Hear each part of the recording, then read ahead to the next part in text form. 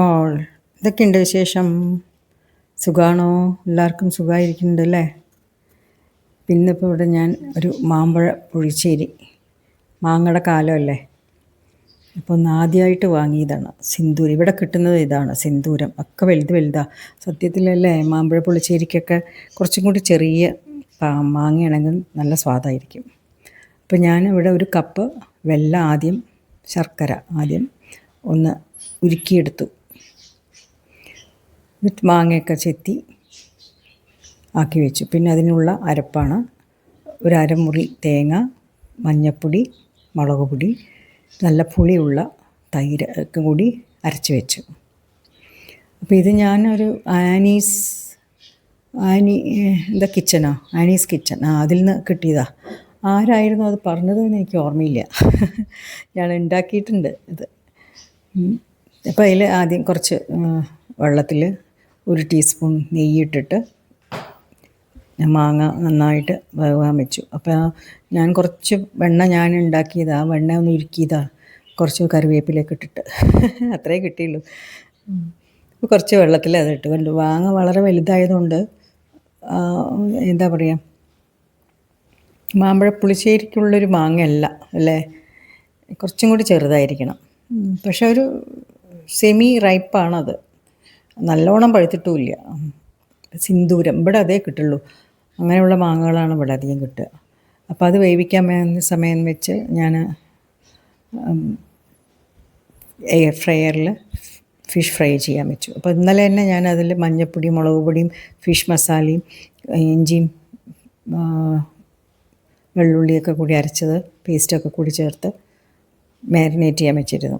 എന്നിട്ടാണ് അതിന് എയർ ഫ്രയറിൽ വെച്ചത്.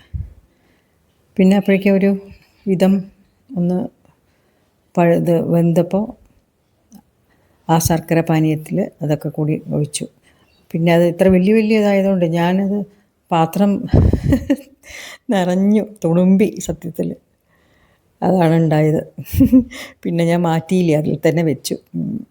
കുറച്ച് ഉപ്പിട്ടു, പിന്നെ 2 പച്ചമുളകും കീറിയിട്ടിട്ട് അത് നന്നായിട്ട് ഒന്ന് തിള വന്നപ്പോൾ പിന്നെ ആദ്യം അരപ്പും കൂടി ചേർത്തു. അപ്പോൾ കറക്റ്റായി ആ പാത്രത്തിൽ. ഞാൻ വിചാരിച്ചു ഇനി പാത്രം മാറ്റേണ്ടി വരുമോ, ഇല്ല. പക്ഷേ അത് ഇതായി നന്നായിട്ടൊന്ന് തിളച്ചു. തിളച്ച ശേഷം താളിക്കാൻ വേണ്ടിയിട്ട് നല്ല നെയ്യ്, ഇത് വെറും നെയ്യാണ് ഉപയോഗിച്ചിരിക്കുന്നത് കേട്ടോ. നെയ്യിൽ 2 ടീസ്പൂൺ അല്ലെങ്കിൽ 1 ടേബിൾ സ്പൂൺ നെയ്യിൽ കപ്പൽമുളകും കടുകും ഉലുവയും കുറച്ച് കറിവേപ്പിലയും, അതാണ് എൻ്റെ താളിക്കാൻ ഉപയോഗിച്ചത്. വളരെ സിമ്പിളല്ലേ, നല്ല ടേസ്റ്റാണ്. തൈര് മാത്രം കുറച്ച് നല്ല പുളിപ്പുണ്ടായിരിക്കണം. അപ്പോൾ ഇതുപോലെ ഒന്ന് ഉണ്ടാക്കി നോക്കിയോ. ഒന്ന് അടുത്ത ഇതിൽ വേറൊരു രീതിയിൽ ഉണ്ടാക്കാം, പച്ചമുളക് ഉപയോഗിച്ചിട്ട്. അപ്പോൾ ഇത് ഒരു സിമ്പിളായിട്ട് ഞാൻ ഉണ്ടാക്കിയതായിരുന്നു. എങ്ങനെയുണ്ട്? അടിപൊളിയായിട്ടുണ്ടോ? പിന്നെ സൈഡിൽ കുറച്ച് മാങ്ങ കട്ട് ചെയ്തതുണ്ടായിരുന്നു, പച്ചമാങ്ങ പിക്കിളാക്കിയിട്ട്. പിന്നെ ഫിഷ് ഫ്രൈയും, അതായിരുന്നു സൺഡേ സ്പെഷ്യൽ. അപ്പോൾ എൻ്റെ ചാനൽ സബ്സ്ക്രൈബ് ചെയ്യാതെ കാണുന്നവരുണ്ടെങ്കിൽ ഒന്ന് സബ്സ്ക്രൈബ് ചെയ്ത് സപ്പോർട്ട് ചെയ്യണേ. Like, comment, subscribe. Thank you. Bye-bye.